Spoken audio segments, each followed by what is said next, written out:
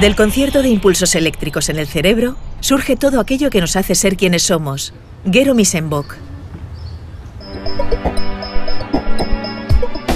Todo lo que somos, nuestras emociones, recuerdos, sueños y pensamientos, es el producto de los impulsos eléctricos de nuestras neuronas. Si pudiéramos encenderlas y apagarlas a voluntad, alcanzaríamos un conocimiento más profundo de cómo el cerebro controla nuestro comportamiento.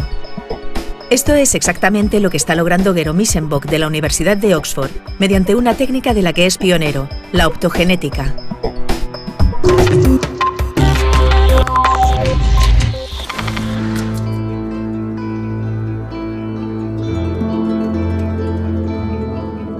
En este programa, lo que me gustaría sugerirles es el primer cambio de verdad. O sea, es un descubrimiento, es una investigación que de verdad puede alterar totalmente nuestro modo de vivir.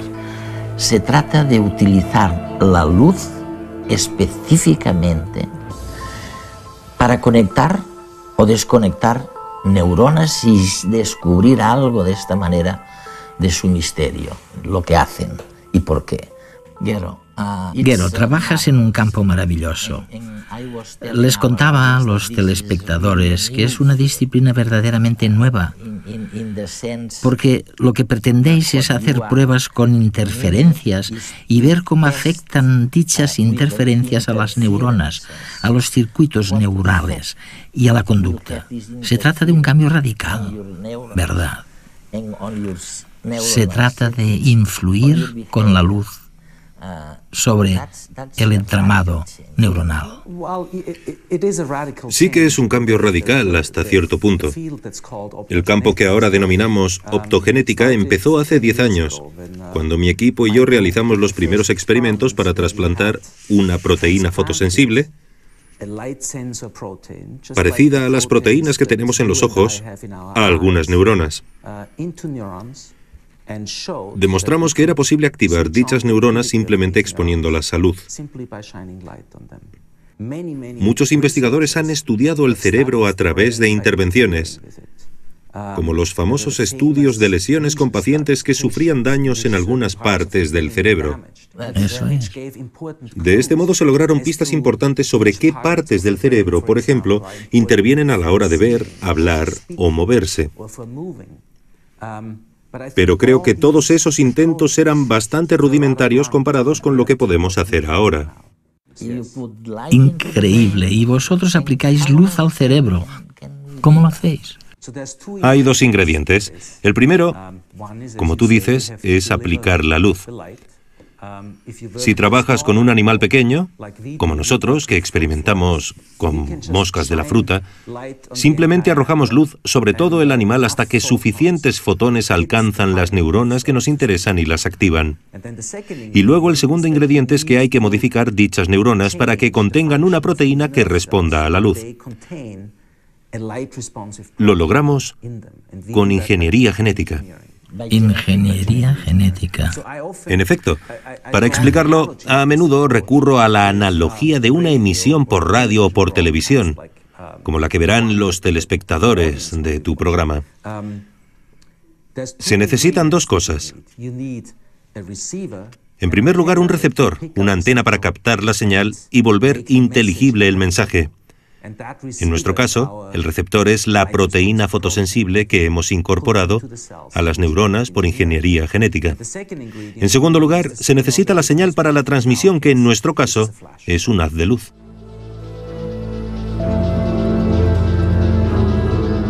El cerebro humano tiene unas 100.000 millones de neuronas, tantas como estrellas en la Vía Láctea. Si pudiéramos encenderlas y apagarlas a voluntad, tendríamos a nuestra disposición una ventana a todo lo que somos, nuestras emociones, recuerdos, sueños y pensamientos, y alcanzaríamos un conocimiento del cerebro mucho más profundo que el actual. La herramienta que hará esto posible es la optogenética, una técnica que permite colocar interruptores en las neuronas para encenderlas y apagarlas con inofensivos haces de luz. ¿Cuál es la receta para lograrlo? Las neuronas pueden estar encendidas o apagadas, y la información sobre su estado se transmite rápidamente por toda la célula en forma de descarga eléctrica. Esta información que pasa a las siguientes neuronas del circuito es el impulso nervioso. Para que podamos encender las neuronas a voluntad, debemos instalarles un interruptor. Este es el papel que cumplirán las opsinas, unas proteínas que responden a la luz y que no se encuentran en las neuronas. Para que la optogenética funcione, necesitamos dos tipos de opsinas muy concretas, y para encontrarlas tenemos que ir muy lejos. La primera opsina proviene de un alga unicelular y responde solo a la luz azul. En los lagos salados de Egipto encontramos en unas arqueobacterias la segunda opsina que responde solo a la luz amarilla. Ambas son producto de un único gen y, al igual que un interruptor, activan e inhiben la célula. El siguiente paso es lograr que se formen opsinas en las neuronas. Para conseguirlo, contamos con las herramientas de la terapia génica. Para instalar los genes de las opsinas en las neuronas, utilizaremos unos virus especiales. Estos harán de vehículos e insertarán el gen en las neuronas, que a partir de entonces fabricarán las opsinas como si fueran suyas. Sin embargo, la tarea no es tan sencilla. En el cerebro están entrelazadas numerosas clases de neuronas, y no necesitamos opsinas en todas ellas, sino solo en las neuronas que queremos estudiar. Para ello, debemos dotar de una señal al gen trasplantado que le indicará cuándo fabricar la opsina. Esta señal solo se activará en las neuronas que nos interesa estudiar. Así, aunque los virus llevaran el gen de la opsina a diferentes tipos de neuronas, solo serán fabricadas en aquellas que responden a la señal que les hemos añadido.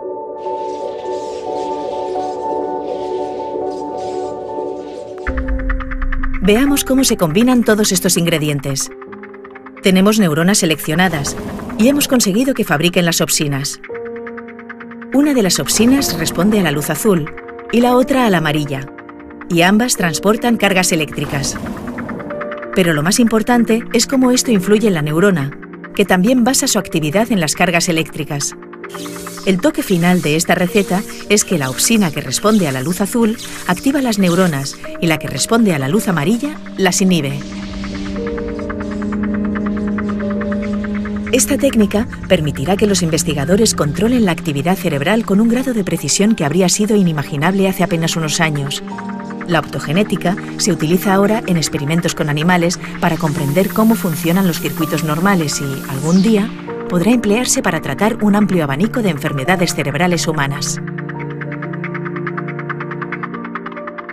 Es increíble. Mientras hablabas, pensaba que hasta ahora todas las maneras de interferir en el cerebro eran muy invasivas, porque usaban electrodos o métodos agresivos. Esta mañana me has hablado de Delgado, español. Sí, el neurocientífico español José Delgado, que fue profesor en la Universidad de Yale, en Estados Unidos. Sí, creo que llegó allí en la década de los 50. Sí, en los 50 y los 60, sí. Yo también era profesor, aunque no supe de la existencia de Delgado hasta que realicé mis propios experimentos, en los que modificábamos por control remoto el comportamiento de un animal. En nuestro caso, la mosca de la fruta. En el caso de Delgado, mira, Eduardo, este libro. Es fantástico. Como era español, el animal que eligió fue, por supuesto, un toro. Como ves, aquí está el matador que, en lugar de blandir una espada, sostiene un pequeño radiotransmisor. Al toro se le han implantado electrodos en el cerebro previamente. Al activar el control remoto, se estimula la parte del cerebro que disminuye el comportamiento agresivo. El experimento funcionó. Aquí puedes ver a Delgado arriesgando la vida, pero el toro se detuvo y no arremetió contra él. Se detuvo gracias a esa interferencia, ¿no? Se paró a medio ataque porque se le estaba instando, mediante una interferencia directa con su sistema neuronal, a detenerse. ¿Hay alguna probabilidad de que en el futuro utilicemos la luz igual que la utilizáis para conocer el cerebro, para generar en el cerebro la sensación de satisfacción, de recompensa por lo que has hecho. De hecho, estos experimentos ya se han hecho. Hace 3 años experimentamos con moscas y otros grupos han experimentado con otros animales. El caso es que pudimos manipular los sistemas neuronales que señalizan la recompensa o su opuesto, el castigo. Activar las recompensas mediante control remoto óptico generó en los animales la sensación ilusoria de que ciertas conductas estaban asociadas con resultados positivos o negativos. Como resultado de ello, los animales modificaron permanentemente su conducta. Aprendieron de un error que jamás habían cometido o de una recompensa que jamás habían recibido. Es decir, logramos programar artificialmente recuerdos nuevos en el cerebro de los animales y luego medimos cómo actuaban según los contenidos de esos recuerdos que habíamos creado artificialmente. Veamos 2 experimentos con optogenética realizados por Missenbock. Las moscas tienen unas neuronas especializadas en huir de las amenazas. El equipo de Missenbock modificó estas neuronas mediante optogenética y, al iluminarlas, las moscas intentaron huir como si hubieran sido amenazadas. Pero, ¿cómo sabían los investigadores que las moscas no se habían asustado simplemente por ver el rayo de luz? Las neuronas que desatan la reacción de defensa no están en el cerebro de la mosca, sino en su equivalente de la columna vertebral. Como las moscas de la fruta pueden vivir un tiempo sin cabeza, los investigadores las decapitaron y el resultado del experimento fue el mismo, lo que demostró que la manipulación optogenética dio el resultado esperado. En el segundo experimento, Missenbock se preguntó si sería posible implantar recuerdos falsos en un cerebro. En cada uno de estos compartimentos hay una mosca y 2 olores distintos, uno en la mitad derecha y otro en la mitad izquierda. Cada vez que las moscas llegan a la zona donde se mezclan los olores, deben decidir si dar la vuelta o si continuar y probar algo nuevo. Los olores que siente la mosca son nuevos para ella y no los asocia a nada positivo ni negativo. A pesar de ser pequeñas, ellas también aprenden e identifican estímulos con amenazas y con recompensas. Mediante optogenética, el equipo de Missenbock pudo controlar unas neuronas que intervienen en este tipo de aprendizaje y provocar que las moscas elijan quedarse en uno de los rincones del habitáculo. En otras palabras, los investigadores fabricaron un aprendizaje sin relación con lo que le había sucedido a la mosca. Increíble, ¿no? Es increíble, ¿no? Lo único que sé sobre las moscas de la fruta es que la naturaleza suele repetir patrones en todas partes. Cuando la naturaleza encuentra la solución para un problema, no es muy extraño que la repita. Así que me pregunto, ¿qué tienen las moscas de la fruta que pueda servir para entender nuestro cerebro? Evidentemente, las moscas no pueden hacer todo lo que hacemos nosotros, pero pueden aprender, tomar decisiones, buscar parejas para aparearse, comunicarse con ellas, elegir a la más adecuada. Pueden orientarse en lugares extremadamente difíciles, realizar hazañas de locomoción que los ingenieros de los laboratorios más punteros son incapaces de imitar. Y todo eso con un cerebro del tamaño de la cabeza de un alfiler. Es increíble, ¿no? Al estudiar un organismo así de simple, creo que podemos desentrañar principios fundamentales sobre cómo funciona el cerebro aplicables a animales más complejos, como nosotros. Creo que al estudiar este animal relativamente simple y manejable, podemos esclarecer los principios fundamentales del funcionamiento del cerebro. ¿Y qué haces para llegar a esta conclusión de dominar la conducta? Normalmente trabajamos de un modo descendente, de arriba abajo. Es decir, empezamos planteándole al animal una tarea conductual. Por ejemplo, le pedimos que aprenda y recuerde algo, o le pedimos que tome una decisión. Luego vemos cómo podemos interferir en el sistema de un modo controlado, ya sea para recrear la conducta mediante estimulación óptica directa de las neuronas relevantes, o para interrumpir la conducta mediante ciertas conexiones neuronales. Partimos de la conducta del organismo para analizar después los mecanismos celulares y moleculares subyacentes. Así que se basa en el control. Intentáis controlar la conducta. Muchos no se dan cuenta de que el control es una parte esencial de la investigación científica. La mayoría opina que en la ciencia la observación es lo más importante. Y sin duda es cierto, al menos en las fases iniciales, pero a medida que adquirimos una comprensión cada vez mayor de cómo funciona la naturaleza, es importante poder interferir y descubrir si nuestras ideas son correctas o incorrectas. Debemos poder realizar experimentos controlados para comprobar si lo que creíamos es acertado o fuera de lugar. Muchos me dicen, claro, quieres controlar el sistema nervioso para sacarle el máximo partido o para cambiarlo con ingeniería, para mejorarlo. No es el caso. Es un mero mecanismo para comprender mejor cómo funciona el cerebro.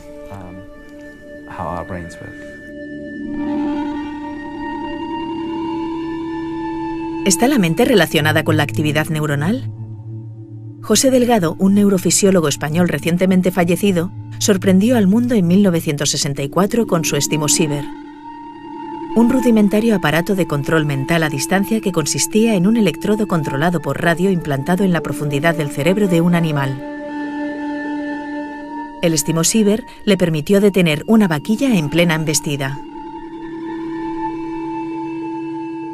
Delgado y muchos otros neurocientíficos suponían que la mente dependía de algún tipo de actividad neuronal y se hacían una pregunta: ¿sería posible invertir el proceso y estimular las neuronas mediante la tecnología para modificar la mente?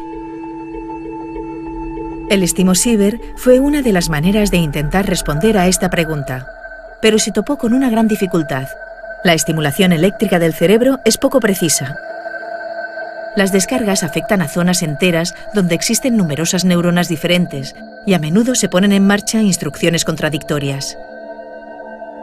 Por tanto, inventos como el Estimosiever están tan lejos de proporcionar un supuesto control mental como lo estuvo el electroshock de curar enfermedades psiquiátricas.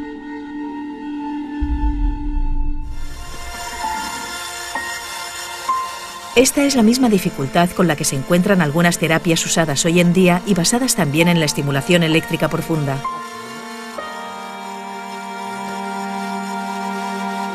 Aunque determinados pacientes de Parkinson o depresión parecen beneficiarse, los efectos secundarios son numerosos e incontrolables. Además, a pesar de los avances, instalar electrodos en el cerebro es muy invasivo. Los medicamentos tienen el mismo problema.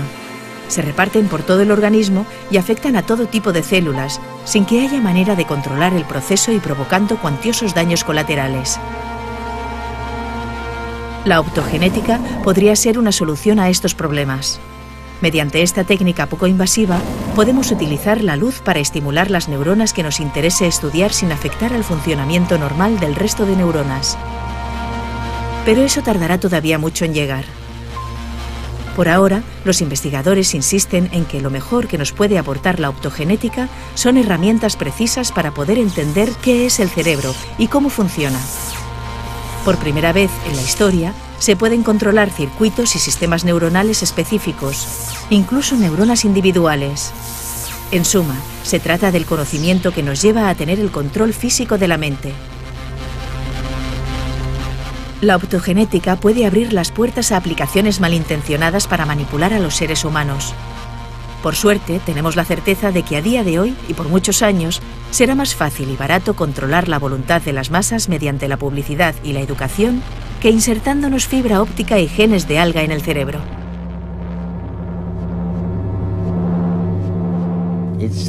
Es fascinante porque lo que sugieres es que tal vez podamos controlar, por ejemplo, la depresión o la enfermedad de Parkinson.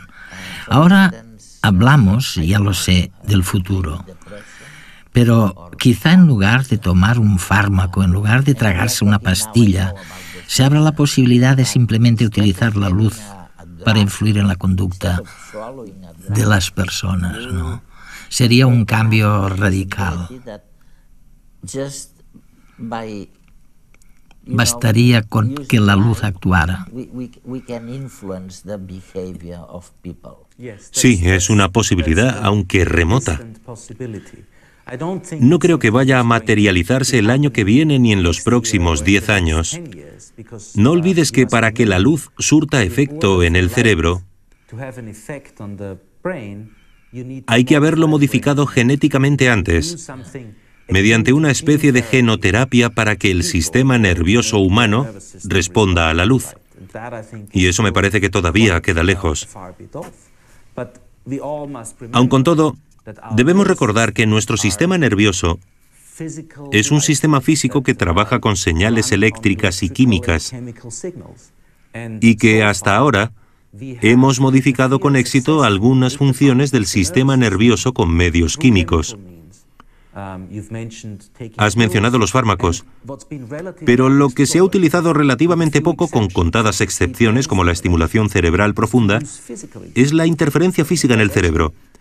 Y se podría esgrimir el argumento de que los medios físicos probablemente sean más precisos que las pastillas a la hora de corregir el mal funcionamiento del sistema nervioso. Sí, es necesario, claro. En el futuro, ¿hay alguna posibilidad de desactivar ciertos deseos o ciertos sentimientos del cerebro? Si alguien está siempre enfadado o es violento, ¿crees que lograremos desembarazarnos de alguna de estas sensaciones, sentimientos? Hay una larga historia de esfuerzos por controlar. Por ejemplo, la depresión o las dificultades conductuales mediante un amplio abanico de medios.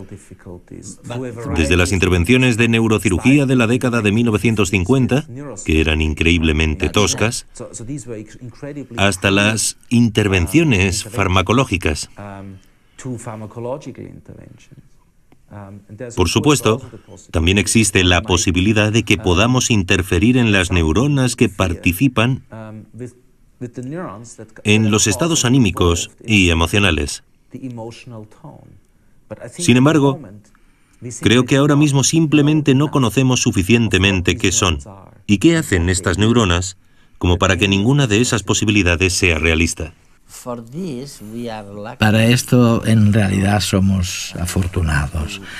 En cierto modo, porque al saber que las neuronas son entidades eléctricas y que las neuronas se comunican entre sí por impulsos eléctricos, tú lo has dicho, y por supuesto, cuando una neurona se comunica con otra, a veces algo cambia. Hay un aumento o disminución en el voltaje. Siempre digo que en realidad todos nos engañamos pensando que hay alguien ahí dentro, en nuestras células, ¿no? Que hay un Eduardo y un Gero ahí dentro. Sin embargo, lo más probable es que no haya nadie ahí, solamente neuronas enviando impulsos eléctricos. Del concierto de impulsos eléctricos surge todo aquello que nos hace ser quienes somos. Nuestras percepciones y el mundo que discernimos no son más que la representación de la realidad en el lenguaje de impulsos eléctricos en miles de millones de neuronas. Almacenamos y rememoramos recuerdos mediante impulsos eléctricos. Y los impulsos eléctricos también controlan nuestros movimientos y determinan nuestras emociones. Es verdad que nos atiborran con alegatos de que han descubierto algo que va a transformar radicalmente nuestras vidas, ya sea un nuevo medio de transporte o la propia revolución digital. Muy a menudo se trata de una exageración bien intencionada de algún protagonista oscuro del conocimiento que no desemboca en ningún cambio radical, como se había dicho. Después de mi encuentro con el científico Gero Misenbock en la Universidad de Oxford, a mí me caben pocas dudas de que el cambio que sus investigaciones dejan entrever puede revolucionar nuestras vidas en los próximos 50 años en la misma medida que lo hizo la revolución digital. La optogenética no solo nos permitirá conocer el cerebro como nunca antes, sino también manipularlo a nuestro antojo, aunque para ello tengamos que insertarle fibra óptica y genes de algas.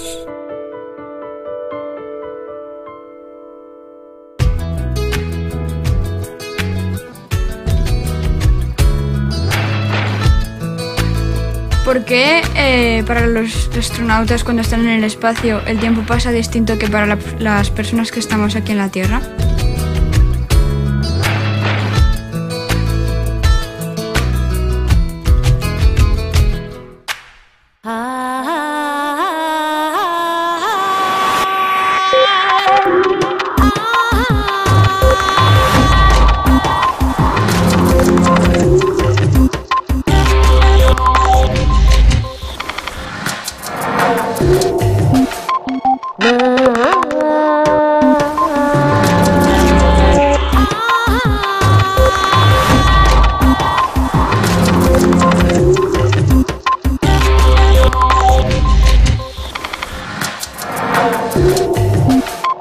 No.